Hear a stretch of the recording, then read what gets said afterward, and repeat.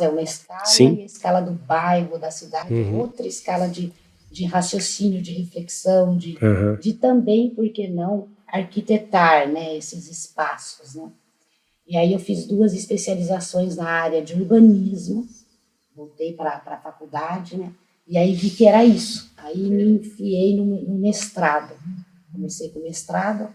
Nesse momento eu já deixei a arquitetura de projeto e já fui trabalhar num laboratório na Unicamp, que trabalhava com pesquisa e com consultoria na área ambiental. E aí eu fiquei como arquiteta desse espaço por 13 anos. Chamava LAPLA, ainda existe, né? LAPLA, Laboratório de Planejamento Ambiental. O mestrado, então, foi na área de saneamento, na engenharia civil. E o doutorado voltei para a arquitetura, mas dentro do conceito de ecologia da paisagem. Então, trabalha com a ideia do ambiente selvagem, da interação, né, das pessoas, do ser humano, dentro desse ambiente não tão de cidade, como a gente tem, que seria o clássico. Então, realmente, minha formação é um pouco diferente. É ecologia da paisagem, né? É um conceito que eu nunca ouvi falar. Sim, e o nome, até o nome é bonito, né, cara? O nome é lindo. Lindo, velho. Ecologia da paisagem é um conceito que foi criado na Alemanha e ele nasceu dentro da geografia da Alemanha. A geografia na Alemanha ela tem uma característica de ter um pezinho na biologia. Então, a base do conceito ele tem realmente isso, a questão dos aspectos geográficos, físicos da paisagem e o funcionamento e interação da biologia, né, da vida dentro daquela paisagem, dentro daquele físico. Então, essa é a base do nascimento. Depois foi para os Estados Unidos, na década de 80, aí deu um boom nesse conceito. Então, todas as cidades-jardins, todo esse conceito de você pensar uma cidade em harmonia com o funcionamento com a ecologia, faz parte dessa disciplina, dessa forma de olhar. E na década de 80, então, explodiu nos Estados Unidos, todos os parques, todo esse conceito foi para o mundo, porque os americanos são bons nisso, né? Espalhar, Propagar. Né? Propagar. Aqui no Brasil é um conceito que não é muito conhecido, infelizmente, ou ainda não é muito conhecido, porque a nossa biodiversidade é gigante, nós estamos com as cidades cada vez mais perto do ambiente natural, né? O homem está chegando, quase que não tem mais aqueles ambientes que vocês falam que é remoto, né? Que a vida selvagem acontece livre. Então, se torna importante você saber administrar, gerenciar a convivência entre essas 2 realidades, a realidade humana e a realidade da vida natural.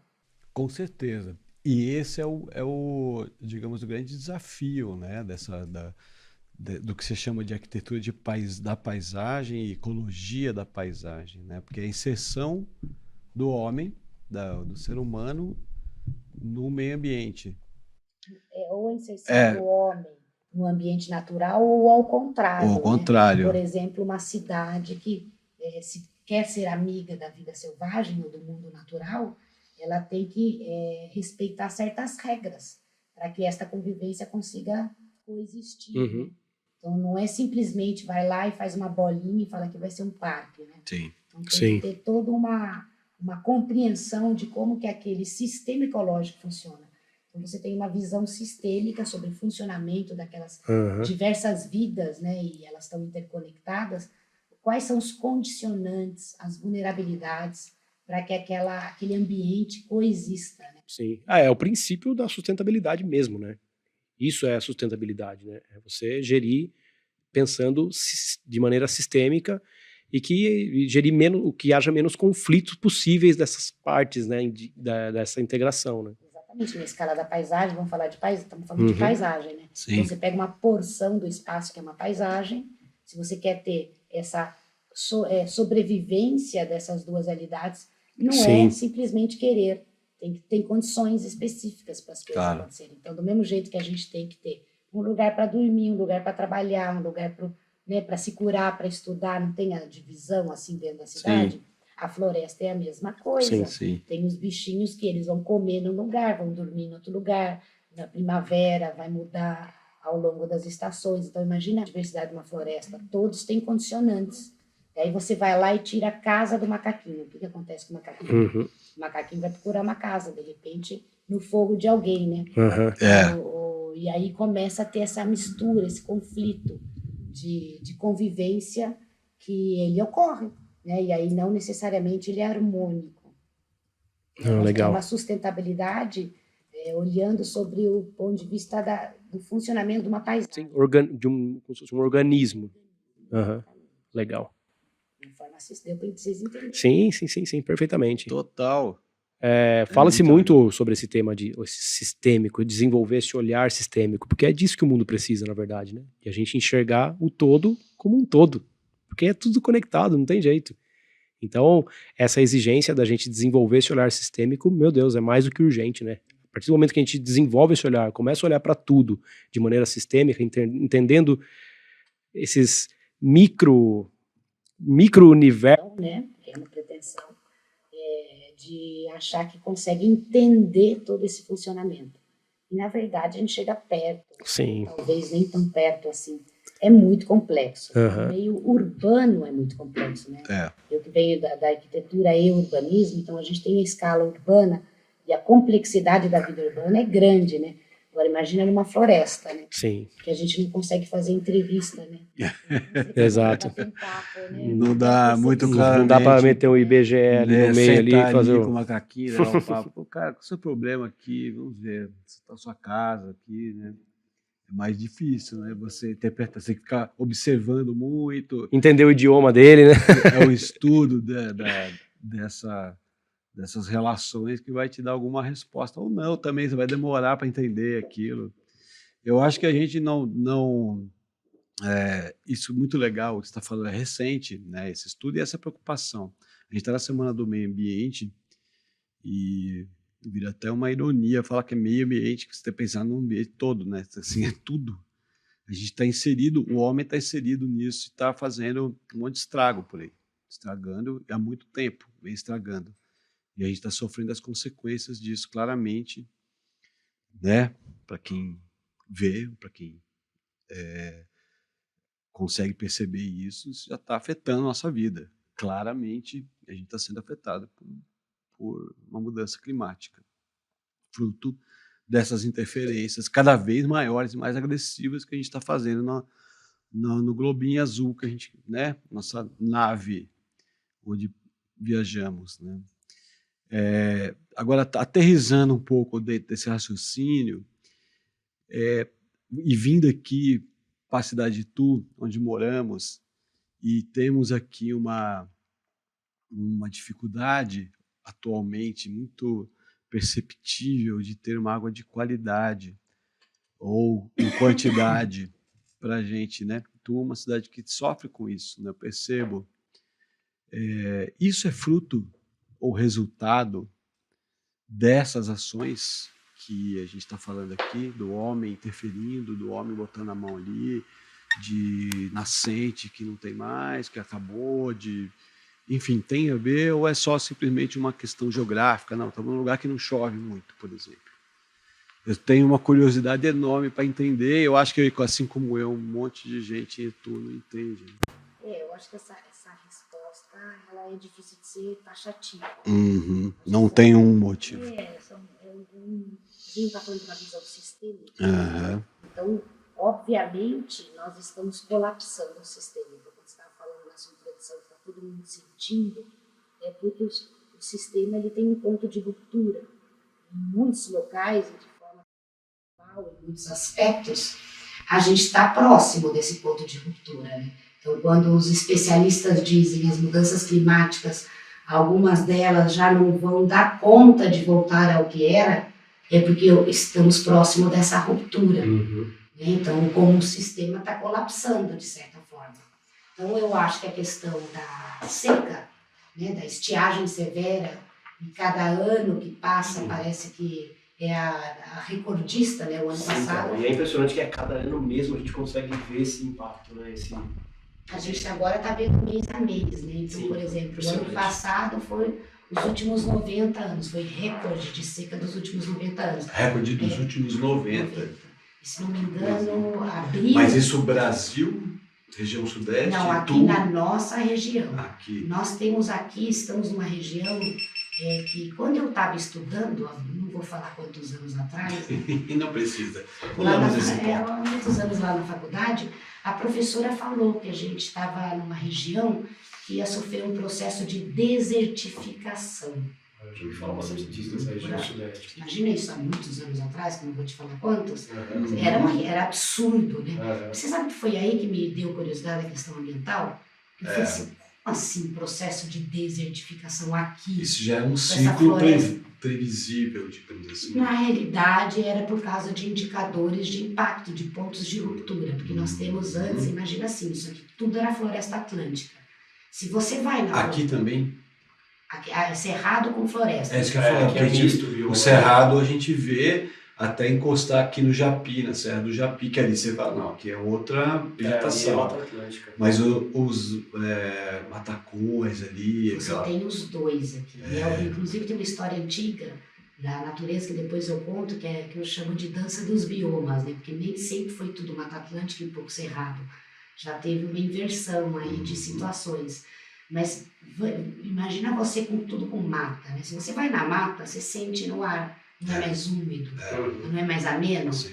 Né? Então, é claro que se você não tem quase nada de mata, você está mudando o clima, no mínimo local, né? Vamos dizer assim, você derrubar a mata aqui vai interferir no clima do mundo. Não vamos nem pensar nessa escala, mas vamos pensar na escala aqui do quarteirão, né? Se você derruba a mata ali de um quarteirão, o clima ali vai mudar, vai ficar mais seco e mais quente, né? Então, claro que essa interferência no ambiente é capaz de trazer um processo de desertificação, ou seja, diminuição E aqui em Itu nós vemos isso, né? Então, por exemplo, tem um indicador que é clássico dentro da engenharia, né, do saneamento, que é o que a gente chama de Q710. Quando você vai pedir autorização de uso de água, é feito um cálculo de quantidade de água disponível. E eles calculam a quantidade, e o Estado de São Paulo é responsável por distribuir em todos os municípios uma porção daquela água, ela vai distribuindo, né? Ela faz um cálculo. E esse cálculo pondera o período de seca, que é para que quando esteja um período de seca não falte água para ninguém. E faz aqui os indicadores do Q710, que se chama, ou seja, a quantidade de água que tu estaria autorizada a pegar. Só uma pergunta, esse Q710 existe já faz muito tempo, esse indicador já funciona há muito tempo, dessa forma? É uma unidade de medida que o DAE, que é quem dá a autorização de uso de água, utiliza para distribuir a água entre os municípios. Então, não é assim que funciona. Tem água no rio, você vai lá e pega. Sim. Tem água no rio, o Estado te autoriza a pegar uma determinada quantidade de água, baseado no estudo, para que não falte água para ninguém. Para manter o equilíbrio entre as regiões que recebem aquela água. E a informação, e se você vai ver aqui em Itu, faz tempo que não se tem essa quantidade de água nos rios. Então, naturalmente, e eu nunca vi isso, né? Eu nunca vi se errar o Q710, né? E, então, aqui possivelmente um estudo vai indicar que estamos numa condição severa, sim, de falta de água. Mas, ao mesmo tempo, tem outra questão que tem que ser colocada. Então, isso é circunscrito no lugar? Sim e não. Por quê? Porque aqui não falta água, né? Se você vai no Rio Tietê, você vê tem um riozão passando ali do lado cheio de água. O que faltou é gestão sobre essa água. né? Infelizmente a água está suja, mas Itu simplesmente uma das paisagens mais lindas que existe. Sem dúvida. Ao lado do Rio Tietê, que passa dentro de Itu e vai para Salto, vem de Pirapora, passa por Itu e vai para Salto.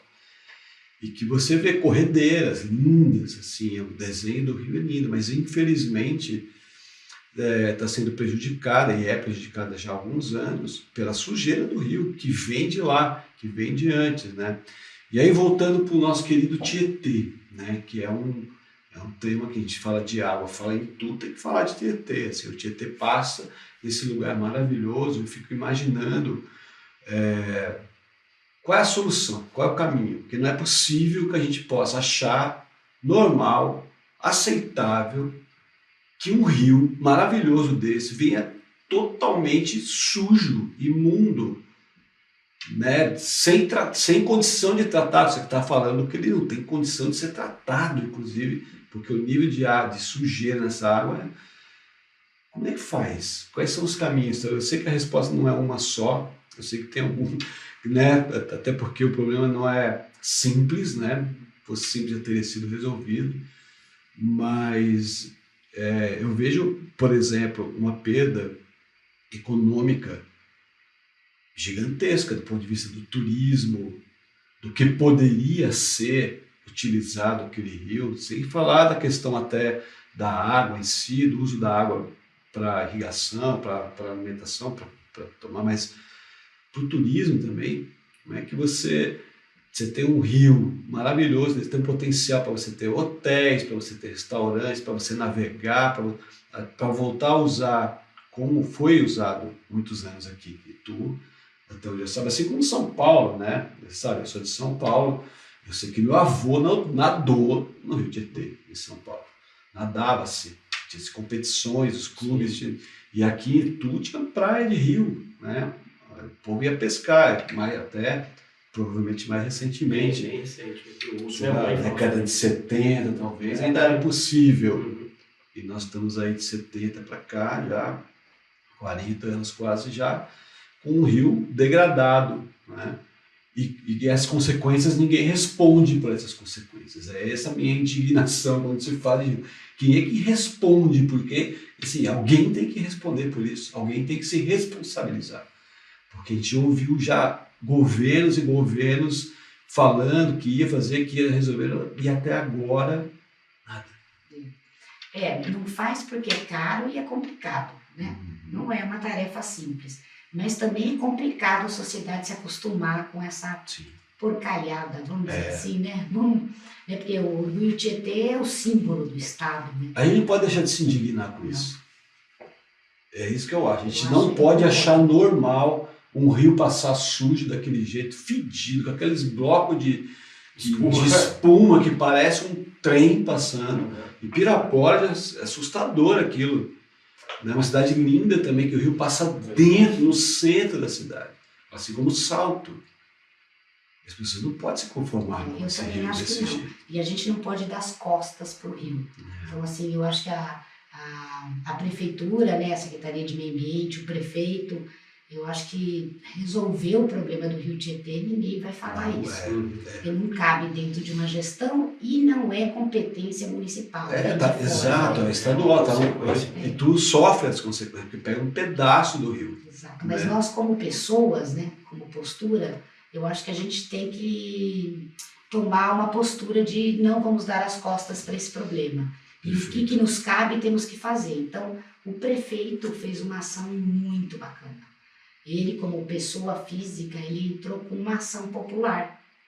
Né? O que ele pediu para essa ação? Ele está pedindo... uma ação civil pública. Uma ação civil pública que está em curso. Então, ele está pedindo informações de quem está poluindo o rio até a cidade de Itu. Quem são essas pessoas e empresas? O que elas estão lançando no rio? Perfeito. Qual é a quantidade de coisas que estão sendo lançadas e num período de 10 anos, qual é o planejamento para equacionar esse problema?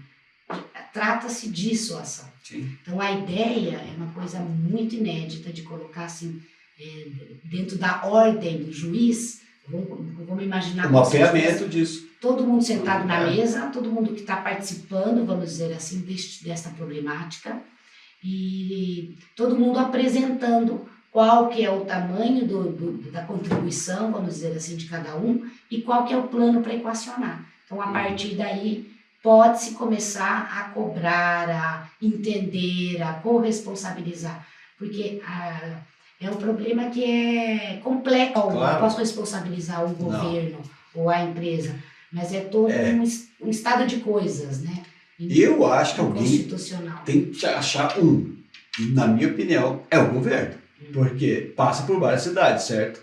É isso que eu falo. Não é um problema de Itu, de Salto, de Pirapora, é um problema que começa em Salesópolis, né, que é onde nasce, passa por São Paulo, por Guarulhos, e todo mundo vai contribuindo e dando as costas para E uma cadeia de inconsistências. Que quem tem que cobrar é o Estado, tem que mapear. Então, mas não são só empresas também que são as responsáveis. Será que algumas cidades que não têm um saneamento... As empresas de saneamento. Locais, legal. Então, municipais, no caso. No caso, sim. Então, qual que é a ideia? A ideia é essa, a ação está em curso. Então, o que a gente pode fazer, por exemplo? A gente pode fazer, a gente deve, como sociedade, apoiar esse esforço, que é muito bacana. Sem dúvida, né? Perfeito. É muito bacana e elegante e, de fato, está num horizonte razoável, né? Porque nós não estamos falando para amanhã, nem multando ninguém, não. Nós estamos só pedindo como sociedade que as cartas sejam colocadas na mesa, para que conjuntamente se faça um plano de efetivamente resolver o problema do Rio, que não vai ser rápido, não vai ser barato e vai ser concatenado, né, com todos os atores envolvidos. E aí o prefeito também lançou um abaixo-assinado. Então a gente podia pedir para as pessoas assinarem. O que é esse abaixo-assinado? Sem dúvida. Apoio à esta ação. Então nós, abaixo-assinados, apoiamos esta ação. Então o juiz que está fazendo essa avaliação, é importante que ele saiba que tem toda uma sociedade gostando dessa ideia, né? E querendo ver de volta o Rio Tietê na paisagem, no uso, antes que a gente perca o link, né? Então, você falou, sua mãe nadava, né? Seus pais, né? Daqui a pouco não vai mais ter esse link, né? E quem que nada? A geração passada, alguma geração lá atrás, nós não podemos permitir essa ruptura, né? Sem dúvida. Então, que isso caia numa normalidade, assim, a gente tem que se indignar. Eu nasci já era assim, sabe? Isso enlouquece, né? Se acostuma aquilo ali. Sim, já era assim desde que nasci, então não tem esse vínculo afetivo, ainda é importante. Ainda é importante para... E para isso, nós fizemos, em conjunto com a Secretaria de Cultura, nós estamos com uma campanha que tem a ver com a memória do Rio, também para ir despertando a sociedade, porque você sabe, né? Muito legal. A gente hoje está na prefeitura, amanhã não está mais, né? Então, é bacana que as ações e as iniciativas, elas tenham pega, né? Elas façam parte da sociedade. Então, a gente tem esses históricos ainda, que dá para contar, quando eu era pequeno, a minha tia, minha mãe, né? Alguma relação com o Rio. Então, a gente está pedindo para que as pessoas mandem para nós fotos, relatos dessas histórias. E aí, no dia do Rio Tietê, que é dia 22 de setembro, nós vamos fazer uma exposição dessas histórias, dessas memórias do Rio. Que ótimo. Onde vai ser essa exposição? A gente ainda não definiu o local. Mas vai ter? Vai ter essa exposição. Então, nesse momento, vou deixar esses links todos com vocês. Claro, olha, eu estou compartilhando aqui com o pessoal, no chat, o link para a assinatura do abaixo-assinado do prefeito para apoiar essa ação civil pública, que eu acho que tem que acontecer mesmo, porque é isso, assim, você curar uma coisa que está doente, você tem que ter um diagnóstico, não é isso? Começa daí, e é esse está sendo... onde está o problema, onde estão os problemas, quais são os problemas e como resolvê-los, né? É a passo 2, né? Então, se a gente não entender exatamente tudo isso, que eu acho, e o que me indigna é isso, assim, para mim isso já está sendo feito há muito tempo, alguém tem que se responsabilizar quando eu falo dessa coisa. Cadê o pai dessa criançola, que é o Estado? O cara nasce aqui em Salesópolis, vai parar lá no Paraná, ele atravessa todas essas cidades. O curso tudo do bem. rio vai para o mar, né? É o único rio que não vai vai diretamente para o mar. Tem a ver com toda a história de interiorização do Estado. Total. Conduziu dos índios, depois dos bandeirantes. Exatamente, foi fundamental na ocupação do Isso, Estado. falou da Estrada Parque, né? No trecho ali da Estrada Parque, a formação do rio é diferenciada. É o único local, o único trecho do rio que forma em cânion. Realmente. Paredão de pedra. É maravilhoso. Quem não conhece deve vir. Aliás, deixa eu só aqui fazer uma observação. Meu amigo Marcelo Cervezão, um abraço, meu caro. Pô, que legal. Acompanhando a gente, ele faz uma pergunta interessante. A gente faz trilhas. Eu e o Marcelo, a gente tem uma turma que sai andando aqui, faz trilhas, caminhadas nos finais de semana pelas fazendas e pelos rincões aqui dos Cândidos. A gente vê um pouco essas transições do Cerrado para a Mata Atlântica. A gente atravessa muitas vezes isso, né? Anda pelos matacões e tal. E ele fala que quando a gente faz as trilhas, a gente vê que a mata ciliar praticamente não existe. Quase tudo é pasto. E a gente vê várias nascentes pisoteadas pelo gado. Isso é fato. E não tem um jeito, não está na hora de a gente tentar recuperar nascentes, esse tipo de nascente que está sendo a gente está falando que não tem água por causa do rio Tietê, por um problema de desgoverno, né, sistêmico, né, dessas cidades todas. Mas nós também aqui em Itu temos a nossa parcela de ingerência sobre os recursos hídricos, né? Então você quando fala de uma nascente é aonde nasce a água, né? Claro. E depois você vai beber, né? E que desce para o rio, que alimenta algum rio ou um riacho que deságua no rio. E aí a mata ciliar, que está chamando de APP, é a faixa que está ao longo desse curso d'água, que vai formando, eles vão se juntando, enraizando, né? E formando uma quantidade de água para a gente conseguir utilizar para abastecimento. E aí, a hora que você olha o mapa de Itu, você verifica que historicamente, é uma cidade muito antiga, historicamente, toda a vegetação foi praticamente suprimida. E isso tem a ver com a produção de água.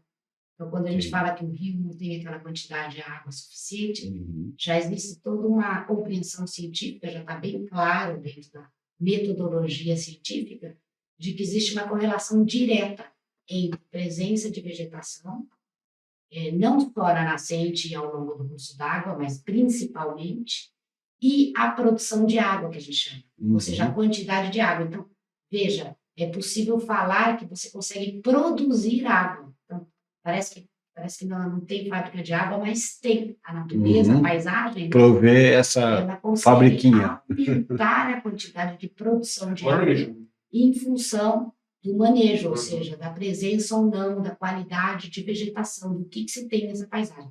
Se você tem só cidade, só terra nascente, você vai ter uma diminuição considerável na produção de água. Se você tem um pasto sujo pisoteado, você também, ou um solo firme, né, que não deixa, quando chove, entrar água, tudo isso vai deixando de abastecer o lençol e todo o fluxo hidrológico, né, todo o caminhamento da água, que você vai ter, no final, menos água no rio, ou até rios que vão começar a secar, a se tornar não permanentes. Então, esse trabalho nós também estamos enfrentando. Então, a gente acabei de receber essa semana um mapeamento, a gente encomendou um estudo que mapeou tudo que a gente chama de área de manancial. O que é área de manancial? É justamente essa porção da paisagem que vai potencialmente produzir água. Né? Então, a gente mapeou essa área e mapeou aonde ocorre e não ocorre a vegetação. Porque daí a gente tem agora a indicação do município inteiro, de toda essa área de manancial do município, onde nós vamos priorizar o plantio para aumentar a produção de água. Então, Isso você fez por drone, satélite? Como é feito isso? Foto aérea. Foto aérea. Então, o município adquiriu uma foto que está sendo usada, inclusive, para fazer todos os mapeamentos. Semana passada foi lançado o Itugel, que é muito legal. Eu li sobre isso. Os mapas muito vão legal. começar a ser disponibilizados online para a população começar a ver. E todas essas informações a gente vai começar a jogar. Bacana isso aí. Para que os munícipes acompanhem o desempenho, inclusive deste projeto que nós temos, que se chama Dote uma Nascente. Então, é muito legal esse projeto. A gente recebe dos produtores rurais, né, que tem áreas que poderiam estar vegetadas e não estão. Aí eles entram em contato com a gente vai organizando isso no que a gente chama de banco de áreas. Então, nós temos um banco de áreas, que são áreas disponíveis por parte do proprietário para serem reflorestadas. Aí a gente abre um chamamento público, e aí empresas, organizações ou pessoas comuns, elas podem adotar uma nascente. Então, mesmo sendo na área, por exemplo, de uma fazenda e tal. Então, a gente, como prefeitura, a gente é uma espécie de agenciador. Então, você, vamos supor que está disponibilizando o seu sítio e a porção ali da nascente. Que foi mapeado, que é possível de recuperar. De recuperar, né? E você quer adotar essa nascente. Então, você banca. A gente doa muda, alguma coisa a gente ajuda, a gente faz o projeto, mas você banca o plantio e a recuperação da nascente dele. Então, é um evento que a gente faz, as empresas têm nos procurado, né, ao longo dos últimos 3 anos, esse projeto foi feito, né, e a empresa Guarani, desde o início, cada ano ela apoia. Que legal. A gente começou ano passado, esse ano já nos procurou para adotar mais uma, e a gente tem feito dessa forma, porque a gente não consegue, nós, como poder público, com o nosso fluxo de caixa, né? Fazer a recuperação de tudo que é necessário. E muitas vezes isso está em território, em área particular, não é isso também? Não, sempre alguém é dono daquilo, né? Sempre alguém é dono. Então essa frente é importante e ela vai, sim, aumentar a produção de água. O que ocorre é que ela não acontece de forma rápida, né? Então, a partir de uns anos que você tem que ter essa formação. O investimento é agora para colher esse fruto daqui um pouco. O tempo da natureza é diferente do tempo do Instagram. Né? As coisas não correm, a gente está acostumado com a urgência. Mas você sente que esses proprietários, eles se sensibilizam com isso, se eles se mobilizam, eles aceitam, topam? Olha, você vê pelos números, né? Estamos a cada ano tendo mais quantidade de áreas disponíveis e empresas interessadas em patrocinar. Então, ótimo isso. Então, é uma coisa que ela tem que ir começando mesmo claro. E tomando forma, né? Sem dúvida. E dando certo as primeiras, assim, vai um passando por outro. E é muito legal porque os sitiantes se conversam. Né? Então, como é que foi os primeiros? Né? Deu certo? A prefeitura fez direitinho? Aí vai E aí vai espalhando para os vizinhos. E aí as pessoas vão começar já a ter relatos de aumento de incremento de água na sua própria propriedade. Sim. Então, olha que interessante. Outro dia nós fomos procurados por um proprietário da região lá do Pedregulho que tem interesse em fazer esse reflorestamento na propriedade, no sítio. Eles têm uma produção de pitaia. Eles produzem pitaia. Eles têm 2 glebas. 2 glebas. E aí eles repararam que a gleba onde é avizinhada por mata, a produção é muito maior do que a outra gleba que não é avizinhada por mata. Então, adivinha, eles estão querendo plantar, produzir mata na envoltória da produção deles, da gleba 2, para incrementar a produção. Isso é agrofloresta? Isso não é agrofloresta, mas é um manejo que tem relação com floresta. Então, eles perceberam isso empiricamente. O que plantar é esse o tipo de consultoria que a prefeitura faz, área técnica. Porque assim, não é plantar qualquer coisa. Não, são plantas nativas, tem toda a normativa do Estado lança. Para aquilo fazer sentido naquele lugar, né? Porque uma coisa também, andando com o Marcelo aí nessas trilhas que a gente faz, é uma quantidade enorme de eucalipto. Eucalipto não é uma planta nativa, que até onde eu saiba, né? Dentro do solo, né? E ele prejudica, né? Ele, como toda árvore, a árvore, quando ela, inclusive nos primeiros anos dela, ela usa muita água, né? Uhum. E o eucalipto, ele tem um desempenho, vamos dizer assim, Maior. nesse quesito. Um sugador de água. Entretanto, tem que ser observado que quando você vê a plantação de eucalipto hoje pelas empresas, elas, como ainda bem nessa questão ambiental, ela está bem se solidificando cada vez mais, e isso está vindo muito forte por empresas grandes, né?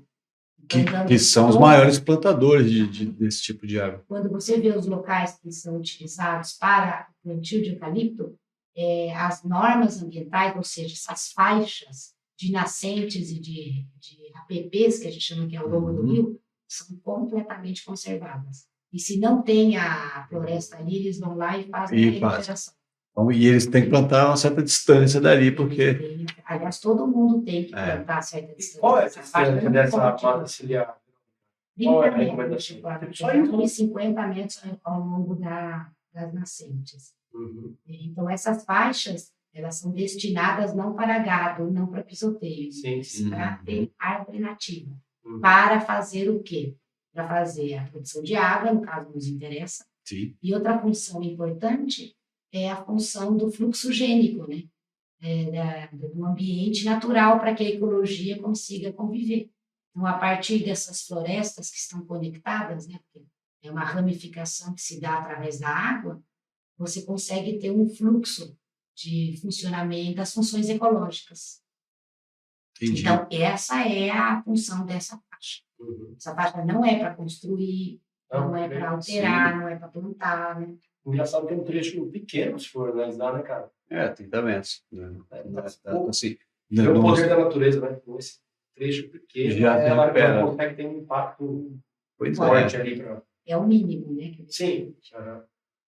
Agora, voltando a um outro tema que eu tenho pesquisado também, e eu acho muito interessante, porque é um caminho, né, de se ter um reforço, um entendimento maior das possibilidades de uma economia sustentável, né, que é a bioeconomia.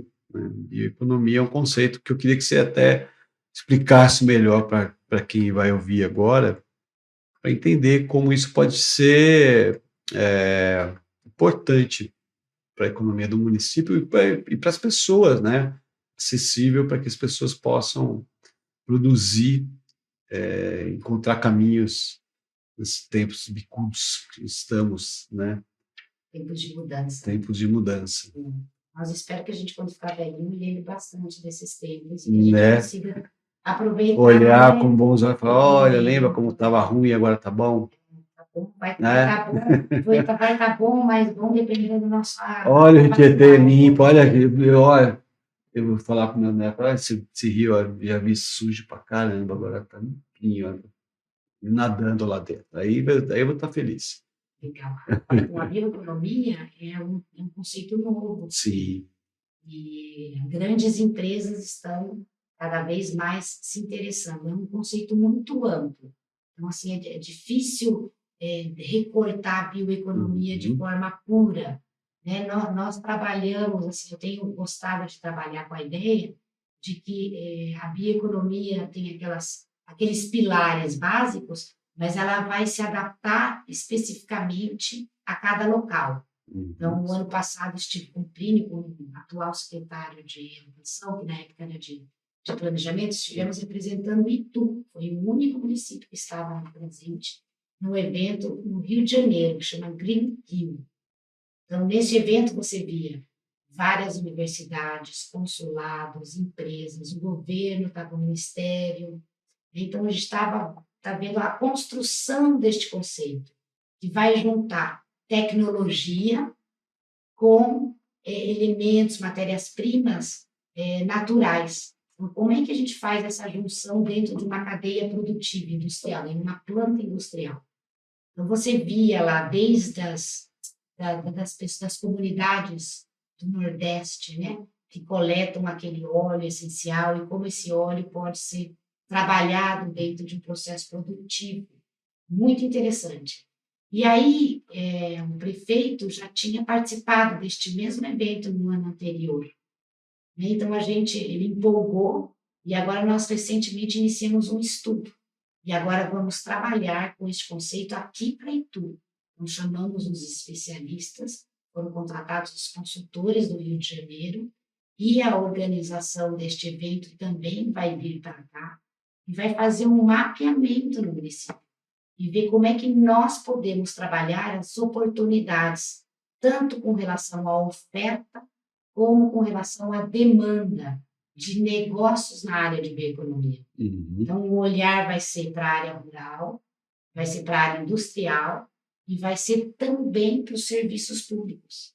Então, eles vão fazer um mapeamento de todas essas 3 áreas e ver como é que a gente consegue encontrar gaps dentro da cadeia, né?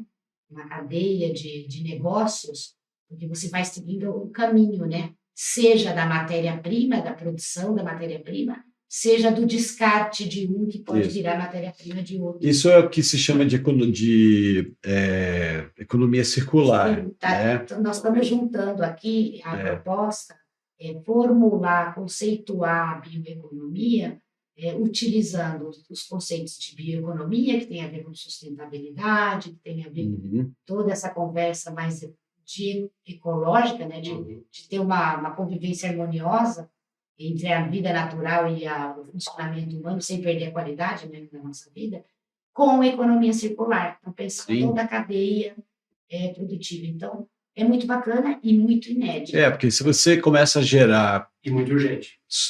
Também, né? Soluções. Assim, para mim, bioeconomia, quando eu ouço, né, quando eu me aproximo desse conceito, para mim, tem a ver com geração de renda através de ações negócios sustentáveis, do ponto de vista ambiental e além de ambiental, social, não é isso? A gente tem que ter a visão de sustentabilidade. Quando se fala sustentabilidade, não é só preservação de florestas, de mares e tal. Preservação de florestas, né? Eu estaria propondo voltar a morar na árvore. Vamos morar no mato. Não é? Na verdade, tem toda a sustentabilidade com uma qualidade na vida do homem civilizado. Né? Então, aí que entra a bioeconomia, porque ela tem essa pegada da tecnologia. Exato. Então, é tecnologia de ponta. Então, nesse evento que nós fomos, pudemos ver várias pesquisas científicas de ponta que estão tentando trabalhar de forma sustentável toda a cadeia da produção. Você conhece um termo que chama biomimética? Faz muito sentido com esse lance da bioeconomia. Bioeconomia. Que é essa área, essa biomimética, ela estuda, vamos dizer assim, a estratégia natural da natureza para chegar a algumas soluções, né? Por exemplo, a aerodinâmica do pássaro, por que ele voa daquela forma, e aí estuda e aplica isso na tecnologia. Ele mimetiza a solução. Exatamente. Ele mexe por conta disso. Ela imita essa estratégia, né, natural, essa inteligência, na verdade. Por que, por exemplo, às vezes, hoje existem algumas construções que são hexagonais, tijolos hexagonais, imitando as colmeias, porque são mais resistentes, enfim. Ela estuda esses processos naturais, né, e mimetiza para a tecnologia, para soluções atuais. Imitando a natureza. Na verdade. A natureza nada se cria, tudo se copia. É uma descoberta.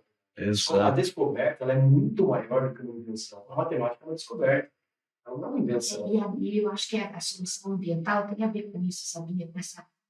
Não é complicado, é simples. As soluções, muitas vezes, são simples. Sim. Mas é um monte de coisinha simples. Número 1. Número 2. Tudo vai trabalhar em cima de mudança de comportamento. É aí que fica complicado. Sim. Então, você mudar um comportamento, por isso que tem educação ambiental, né? Que é fundamental. Um dia não vai ter mais, espero, né? Por isso que eu falo assim do aspecto social da Semana do Meio Ambiente, que se você não tem gente pensando e exercendo, entendendo o que é isso, desde os pequenininhos lá da escola até os mais velhos que que viveram talvez uma época assim como eu, em que isso não era tão evidente, né? Acho que começou a ficar muito claro o estrago que a gente estava fazendo a partir da década de 90, talvez, final dos anos 80 para 90. Quer dizer, você já respirava uma poluição absurda na cidade, já tinha processos industriais que estavam fazendo um monte de porcariada, jogando coisa fora no rio, fazendo o que fizeram no Rio Tietê, por exemplo, por um bom tempo. Mas a questão da consciência de que o cara faz parte disso, que cada umzinho lá que joga bituca no chão ou que faz qualquer ato que suja, né, uma via pública, por exemplo, ou descarta as coisas de forma errada, né, não encaminha o lixo de forma certa. Jogar o São lixo coisas no lugar certo é tão simples. Né? É tão óbvio e simples, mas as pessoas não se preocupam, ou pelo menos não tendem a se preocupar, a maioria delas. Então, isso é porque eu acho que mais do que a coisa tem que chegar na casa das pessoas, na porta das pessoas, bater na porta lá, ó, o problema é seu, cara, não é, o problema não está lá no, né, não é o governador, o presidente, o prefeito que vai resolver. Não, sim, também com políticas públicas que... Mas assim, a sociedade tem que cobrar, claro, tem que estar presente, tem que estar, né, junto. Você joga lixo pela sua janela, qual é a possibilidade de você poder cobrar alguma ação efetiva? Não, só um lixinho errado. Porque ele só meu, A somatória dos vários pequenininhos, né, é que fazem o rio. Faz um Tietê, é isso mesmo, faz um Tietê ficar do jeito que ele está, né? A gente gosta muito de trabalhar com criança por causa disso, porque a gente já fez tudo errado, né? Uhum. E não vai ser na nossa geração que vai ser suficiente, né, para corrigir, a gente tem que começar. Mas a mudança de comportamento, ela é muito complicada, muito morosa, você tem que persistir muito. Mas a criança cobra do adulto, né? Sim, Quando...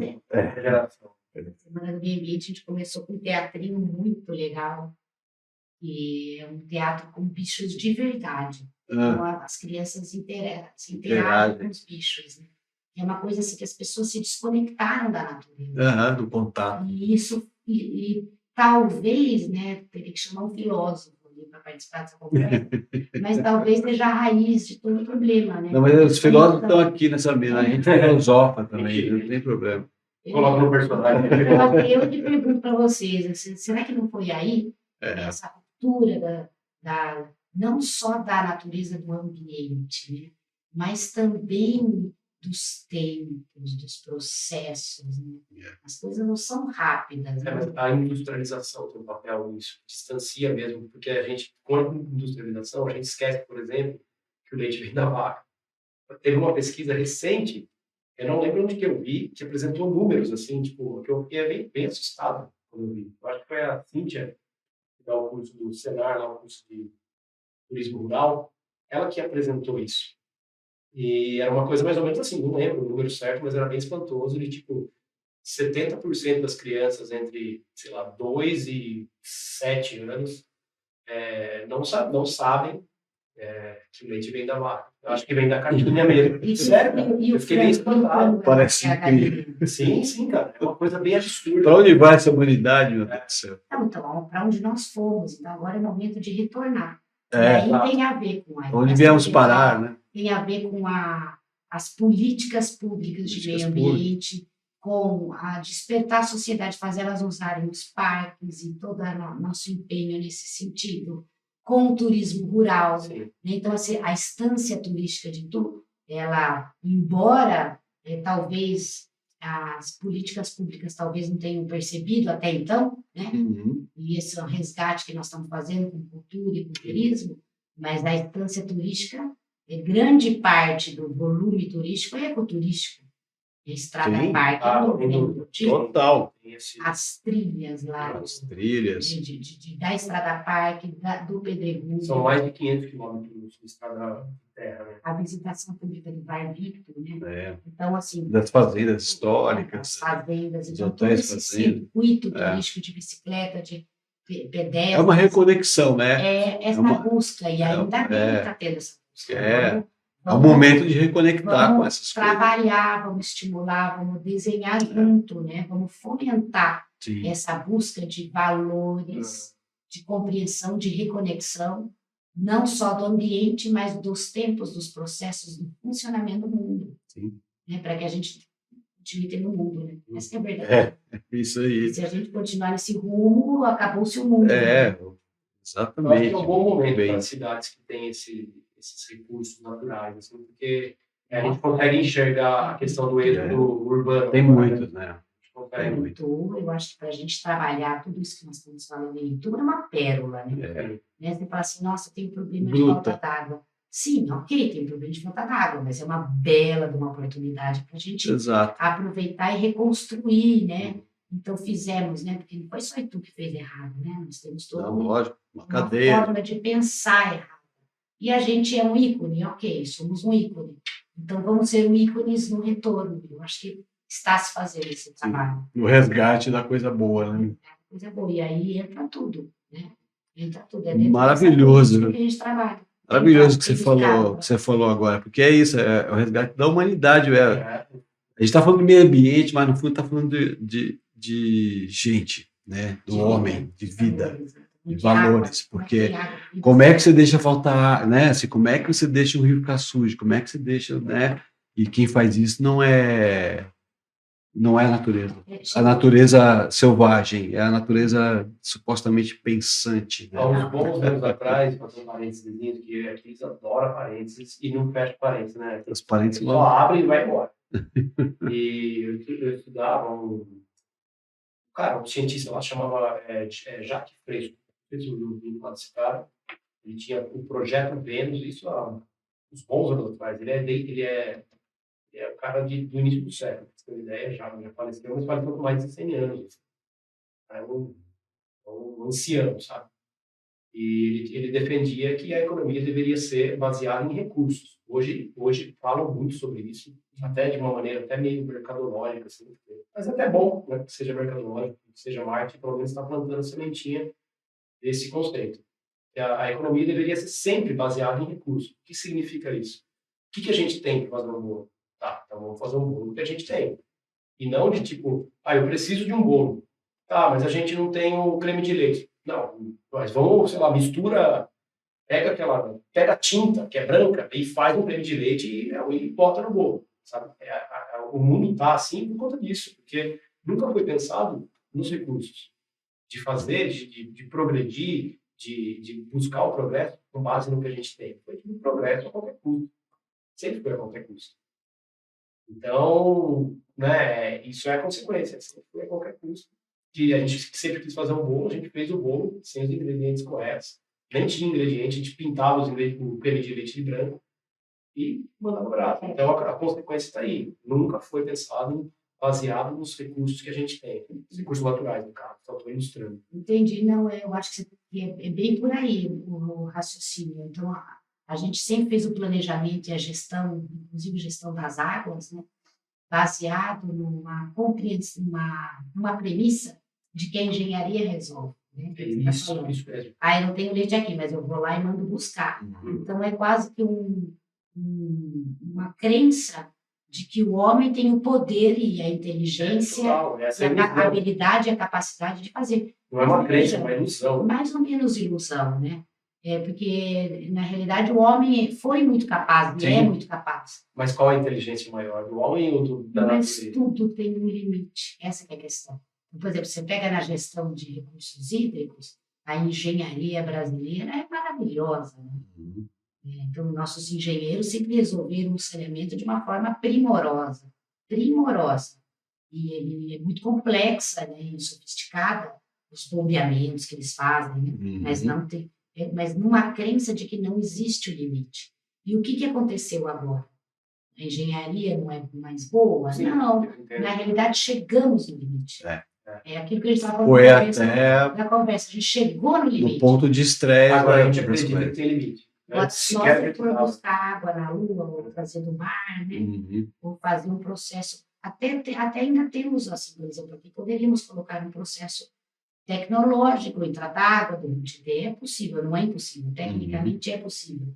Agora, o que está sendo colocado é, será que é para lá que nós temos que continuar indo? É. Eu acho que a sociedade não está mais topando isso. E isso está vindo da sociedade. Isso eu sinto muito lá nas secretarias, sabe?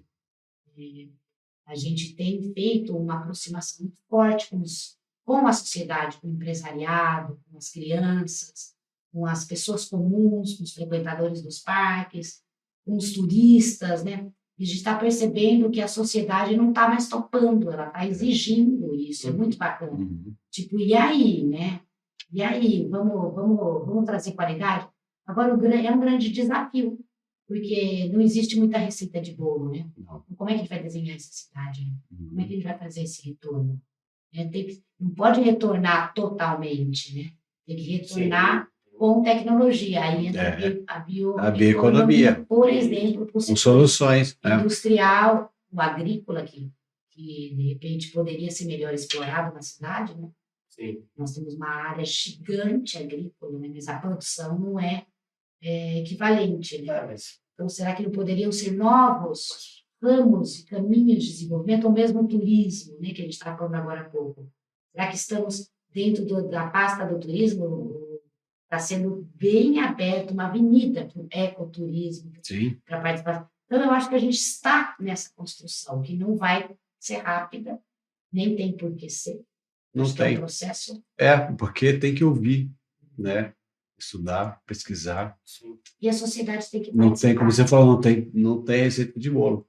As pessoas têm que participar. Mas você falou agora, esse aí é o caminho. Eu ouço o turista, eu ouço as pessoas, e é isso a construção, né? Essa participação. E fazer de forma que elas continuem participando. Né? Manter isso.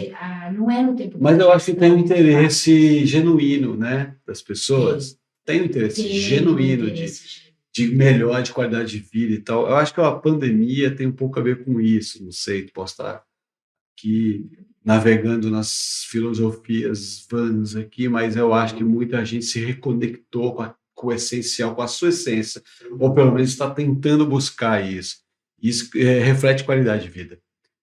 Ou em busca de qualidade de vida, ou de um meio ambiente onde se sobreviva. É um fenômeno que está meio mundial, né? Porque a hora que você se fechou em casa, ficou olhando para você mesmo, né? E se colocando a proximidade da morte que foi posta para todo mundo, tá aí do seu lado, cara, pode acontecer. E a eliminação do supérfluo, né? Você se reconecta com o essencial. Como agora, se reconectou com a sua casa, com as suas coisas, com a sua família, né? Aquela coisa de ficar dentro de casa, e ao mesmo tempo com as questões que são mais primordiais. Não acho que todo mundo passou por isso, não, mas pelo menos quem estava... Mas você percebe, percebe que está no ar isso. Isso é muito legal. E tem a ver com a dor também, né? Então, você vê, aqui na sociedade de tudo, está claro que é importante plantar, porque falta água. Está claro, não precisa... Em outras cidades que não falta água, você tem mais dificuldade de fazer uma relação. Então, a percepção também vem pela dor, né? Está quente, e de repente está frio, está quente, está frio, não tem água. Então, assim, não sei se não estamos tendo um choque assim. Se não tem alguém chacoalhando a nossa cabeça lá de cima, né? Você acorda, pô. Acorda. A coisa tá no limite. Estamos chegando nos pontos de limite geral aí. E se não cuidar da saúde mental das pessoas, né? Não nos cuidarmos. Aí vem de novo a contribuição da natureza. Cientificamente. Senão essa reconexão é bobagem toda. Assim, a saúde mental que vai propiciar as novas descobertas, as novas soluções para esses momentos que nós estamos aqui, né? A tranquilidade de você poder criar, trabalhar, crescer, sem essa pressão de que o mundo vai acabar, porque não tem água, porque não tem não sei o quê. E a busca pelo verde, pelos parques, aumentou demais. Vide o êxodo paulistano para cá, para cidades aqui, para Itu mesmo. Por isso eu falei que é um bom momento para a distância turística. Que legal. Verônica, Tem alguma programação para essa semana, assim, molecada, é mais escola que vai rolar? Essa semana, As no ações. meio ambiente, a gente priorizou bastante as escolas. É. Começamos com esse teatrinho, depois hoje, ao mesmo horário, em todos os parques estavam recebendo cada um uma escola, né? Tinha atividade de explicações do ambiente. Depois nós vamos ter, na sexta-feira, vamos ter um plantio na represa do Itaim, que está super sofrendo com o estresse hídrico, né? Quem for lá e tiver a oportunidade de nos acompanhar vai ver que a represa está super baixa, porque nós estamos no período de estiagem. Então, a gente vai fazer todo um reflorestamento na envoltória da represa. E no domingo, Dia dos Namorados, fechando a semana, vai ter uma caminhada ecológica super legal, que vai sair do Almeida Júnior e vai chegar no Parque Taboão, onde vai estar acontecendo a EcoArt. Não sei se você já foi. Sim. É uma feira que tem essa proposta. No Parque Taboão, que é ótimo. No Parque Taboão, que tem toda essa proposta de passar o dia no parque. Vai ter um monte de atividades nesse domingo. Que legal. Vai ter oficina de orquídea, oficina de cachepô para orquídea. Vai ter... Então, vocês podem levar as crianças para fazer essa caminhada, uma caminhada tranquila. Vai ter todo o acompanhamento do pessoal do esporte. E aí lá vai ter uns bichinhos depois na chegada do parque, para as crianças conhecerem a casa dos bichinhos. E uma série de oficinas. Olha, está muito legal a EcoArt. Que legal. É todo domingo, segundo domingo do mês, nós estamos fazendo essa ação. E cada vez está com mais diversidade de coisas acontecendo. Está bem bacana mesmo. Tem que ir, hein? Feira EcoArt e... antes é o passeio ecológico, sai da onde? De lá mesmo? Não, do Almeida Júnior. Sai do Almeida Júnior. Parque Almeida Júnior. Se não me engano, às 10. Tá. E vai até o Taboão, chega... A gente está calculando aí 40 minutos. Como é que é o Parque Almeida Júnior? Você falou parque, mas não é parque mesmo? É parque, é um parque relativamente novo. Você não conhece, deveria conhecer. Onde que é? É ali perto do shopping, né? Atrás do shopping. É muito legal o parque. É um parque. Ah, tá. Sei. Localizou? Perto de um condomínio de... Exatamente, do lado do prédio, condomínio. né? Ah, verdade. Nossa, realmente. Falou Almeida Júnior, achei que era na escola Almeida Júnior ou da praça Almeida Júnior. Tem também, né? Nem a praça, nem a escola. É o Parque Almeida Júnior. Tá. Que horas sai? 9 horas? Então, assim, às 9 ou às 10. Podemos mandar de mensagem depois? Sim, depois a gente coloca aí. 10 horas. Vamos ver se a gente faz esse corte aqui. Interessante. E depois divulga. Quanto antes, né? Essa semana ainda tem que ser, né? Tem. Legal demais. Eu tenho uma perguntinha ainda para entender essa questão da chama mesmo? Ecologia da paisagem, mas tinha um outro, arquitetura. Arquitetura da paisagem, são os arquitetos que trabalham. Perfeito, tá, legal. Você fez um trabalho no Instituto Inhotim, né? Inhotim, lá em Minas. Aí eu queria que você falasse um pouco como foi a mão na massa desse projeto, com esse viés, né? Com esse conceito da ecologia. Muito legal o projeto, né? Eles não implementaram. Eu queria que você falasse, né? Explicasse um pouco o dia a dia mesmo, como funcionava, os elementos ali que você tinha que integrar, os cuidados, né? A questão do olhar sistêmico, de enxergar a coisa de uma maneira harmônica, né? Propor harmonia, na verdade. No fundo, acho que você estava querendo propor harmonia ali.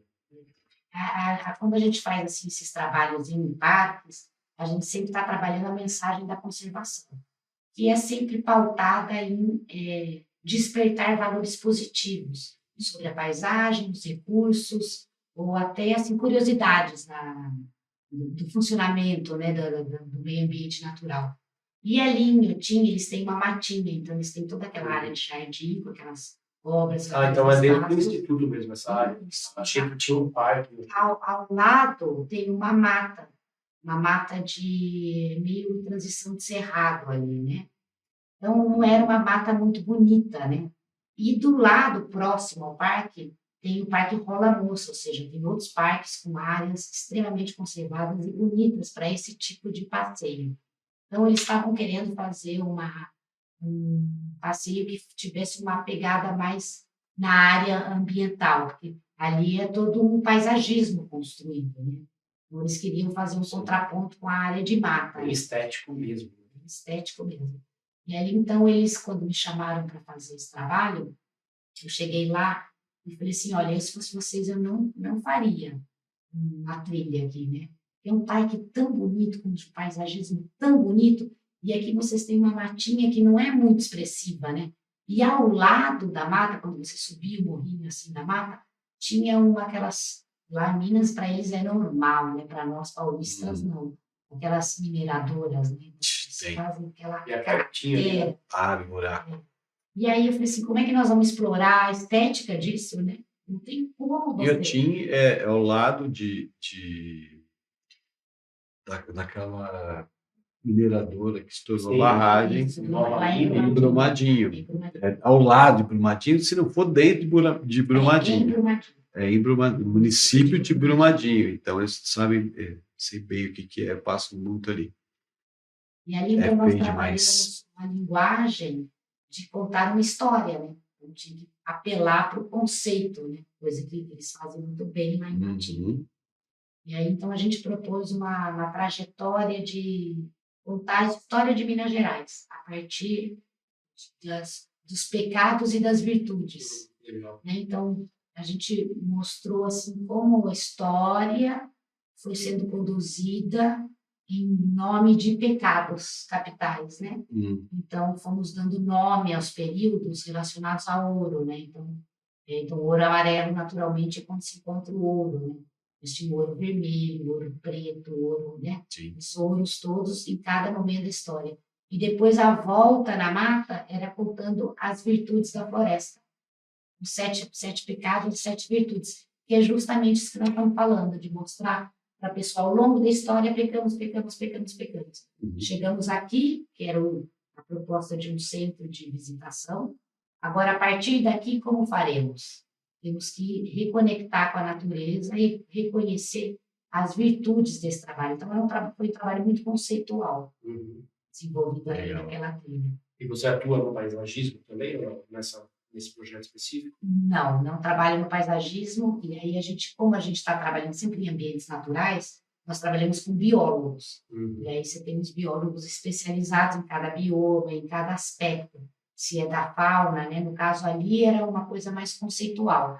E os trabalhos de intervenção dentro da mata também eram relacionados à recomposição da área natural. Então, eram biólogos e tinha um engenheiro agrônomo. Legal. Muito bom, vamos ver. Bem legal, hein? Muito bem, Verônica. Muito obrigado pela sua presença, pelo papo. Um prazer. Foi bom demais saber. Parabéns pelos trabalhos aqui desenvolvidos. Eu acho que é fundamental a gente que enfim, tem esse olhar, né? Essa atenção e a preocupação com o meio ambiente, saber que as coisas estão rolando, tem muita coisa bacana rolando e muita coisa ainda vai rolar e que precisa da contribuição de todo mundo, né? Para que as coisas sejam feitas. Por exemplo, limpar o Tietê, que é a bandeira.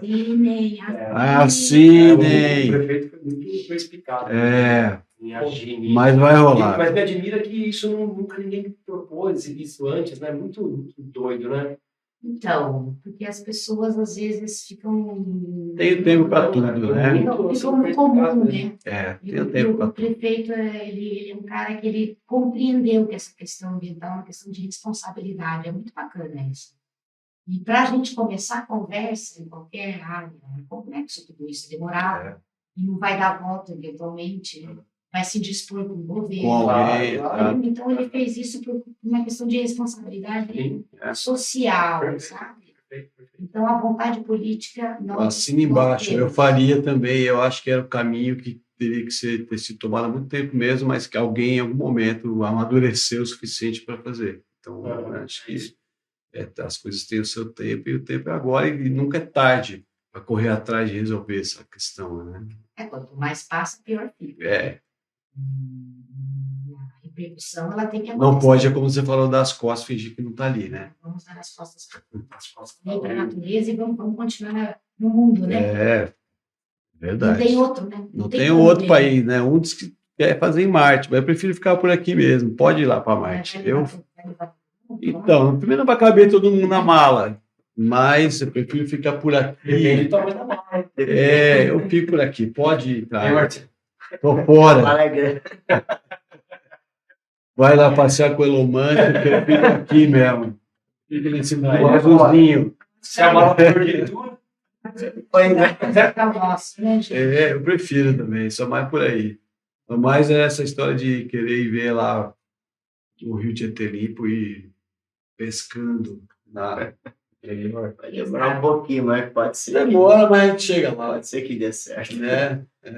Então, aqui, agradecendo, então, aqui também a Márcio Teoc, diretamente dos estúdios Teoc, o mago do som, É. o sound designer, Paramount e o Tour, nosso cinegrafista campeão e o Watanabe, da Terra do Sol o Nascente. piloto, Esse é nosso cinegrafista hoje pilotando aí. Obrigadão para vocês também, obrigadão, Verônica. Boa noite, gente. galera. Obrigada, eu que agradeço o convite, viu? Deus. Espero que eu tenha honrado Honrou a demais. participação e as boas conversas que esses caçadores. Sim. Obrigadão. Valeu, gente. Boa noite. Até o próximo Caçadores. Tchau, boa Valeu. noite. Tchau, tchau.